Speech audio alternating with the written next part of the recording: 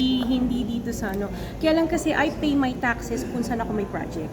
So if I don't have a Hindi project magulo. here in Pasig. So kung saan ako may project, doon ako nagbabayad ng buwis ko. Kasi yun. May mapupuntan lang percent here in Pasig since this is my residence. Pero hindi ano, direct na yun, direct.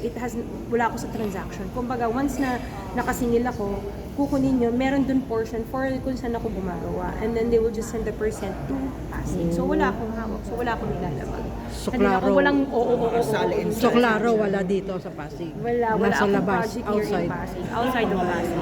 Yun kasi yung... ang Hearsay. yes. Kaya nga ako Pero narinig klinaro niyo ko. yun.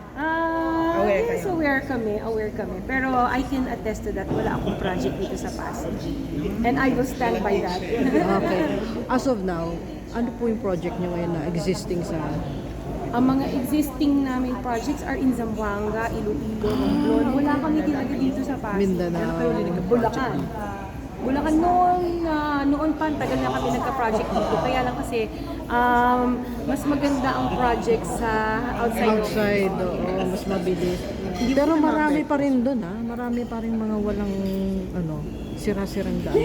Oh, marami pa rin. Marami tayong ini-improve. Kasi more of flood control kami na project. Ay, flood control. Dapat talaga just... Yes, flood control. That's where we will bring in our expertise. Oh, flood Doon control. namin yung experiences namin kasi ginagawa namin araw-araw, diyan namin ipapasok. Madam, isang question lang po kasi since na nasa construction kayo, ano pong assessment doon sa bumagsak na tulay? Saan? Sa Sa Isabela. Bulacan? Ay, Hindi, Isabela. Isabela. Isabela?